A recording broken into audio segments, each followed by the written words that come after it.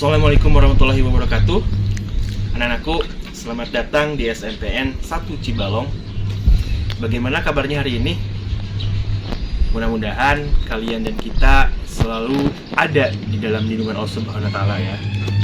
Di dalam pandemi ini, kalian harus tetap menjaga protokol kesehatan, terutama yang 3M. Apa? 1. Memakai masker. 2. Menjaga jarak. 3. Mencuci tangan. Ya, mencuci tangan tapi pakai sabun. Kalau pakai sabun, virusnya tidak akan mati. Nah, pakai sabun ya, selama 20 detik. Nah, hari ini Bapak akan memberikan materi tentang korupsi di kalangan pelajar. Sebelum menjelaskan materi tersebut, perkenalkan dulu ya, biar ntar ketemu sama Bapak, kalian bisa bersapa ya sama Bapak. Nama saya Hadriana Kusairi, saya mengajar bahasa Indonesia. Itu ya perkenalan ya, kita ke materi langsung ya. Apa sih yang kalian bayangkan tentang mendengar ya kata korupsi? Pasti yang ada dalam benak kamu, korupsi itu koruptor uang ya gitu. Menurut Kamus Besar Bahasa Indonesia, korupsi itu adalah penyelewengan atau penyalahgunaan uang negara atau perusahaan, organisasi, yayasan, dan sebagainya untuk kepentingan pribadi atau orang lain. Namun sebenarnya korupsi itu tidak melulu tentang uang. Sebenarnya kalian sebagai pelajar, mungkin Bapak juga pernah melakukan korupsi. Loh, kok bisa korupsi? Bisa saja. Mungkin itu tidak kalian sadari. Bahkan mungkin kalian pernah melakukannya. Contoh korupsi yang sering dilakukan pelajar. Yang pertama, bolos sekolah. Kenapa bolos sekolah? Korupsi waktu.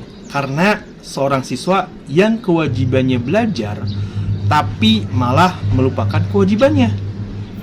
Yang kedua, datang terlambat ke kelas. Nah, mungkin ini sering banget tuh yang datang terlambat ke kelas. Itu juga sama, korupsi waktu.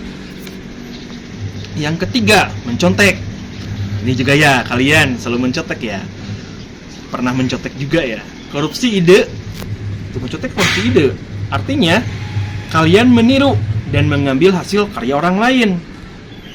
Misalnya, mencontek waktu ulangan, menyalin jawaban tugas ke temen. Itu sering kita lakukan juga. Yang keempat, telat mengumpulkan tugas. Nah ini, kadang-kadang kalau ada tugas biasanya ntar aja lah sehingga menumpuk, sehingga malas untuk mengerjakannya. Itu juga korupsi waktu. Ini bisa terjadi mungkin karena kalian itu tuh mengulur waktu yang tadi tuh ya gitu. Itu telat mengumpulkan tugas. Yang kelima, numpang nama saat kerja kelompok. Nah, siapa nih yang selalu ketika belajar kelompok kalian cuma numpang nama saja gitu? Itu sering juga ya kita lakuin gitu. Yang enam, minta bahkan memaksakan teman mengerjakan tugas. Ada yang sistem seperti ini, tolonglah kerjakan tugas saya, ntar saya beliin diamond lah, misalkan kalau Free Fire, ntar saya beliin kuota lah gitu sebagainya untuk mengerjakan tugas kalian gitu. Nah itu mungkin sebagian contoh korupsi. Sebagian korupsi di kalangan remaja, khususnya pelajar, yang mungkin banyak dilakukan, ya benar kan? Nah sekarang Pak, bagaimana sih caranya agar terhindar dari tindakan-tindakan korupsi tersebut? Nah ini mungkin ada beberapa tips lah. Yang pertama, tanamkan dan tumbuhkan jiwa semangat dalam diri ya, semangat belajar gitu, semangat belajar lah gitu ya. Yang kedua, agar tidak terlambat ke sekolah, maka bangun kalian pagi. Kalau masuk jam 7, mungkin kalian bangun setengah 7 gitu. Maksudnya ke sekolahnya setengah 7, maaf. Gitu, bangunnya mungkin agak subuh lah gitu, jadi nggak boleh tidur lagi gitu. Kalau subuh bisa ngaji, bisa kalian lakukan untuk belajar atau menghafal, itu salah satunya kan. Yang ketiga, berusaha mengerjakan tugas atau ulangan sendiri sesuai kemampuan.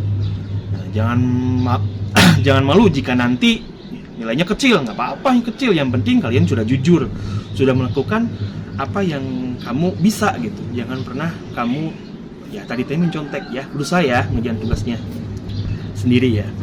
Terus yang keempat, percaya pada kemampuan diri bahwa kita bisa mengerjakan tugas gitu. Nggak usah baru saja kalau ini nggak bisa gitu. Kan sekarang mungkin bisa saja nanyain ke guru atau mungkin ke buku, mencari buku referensi yang lain, atau misalkan ke teman bisa nanya gitu. Nggak usah bilang ketika susah udah aja susah gitu ya, belajar untuk mencari referensi yang lain. Yang kelima, jujur pada diri sendiri maupun orang lain, jujurnya tentang apa yang telah diperbuat. Yang keenam, ini yang paling harus utama lah, berdoa pada Allah agar dijauhkan dari yang namanya korupsi gitu ya. Nah, itu saja yang saya dapat sampaikan. Mohon maaf apabila ada kekurangan. Tetap jaga prokes ya, dengan menggunakan 5M, khususnya 3M yang tadi teh. Dan jangan lupa di masa pandemi ini tingkatkan terus iman dan imun kita. Terima kasih. Wassalamualaikum warahmatullahi wabarakatuh.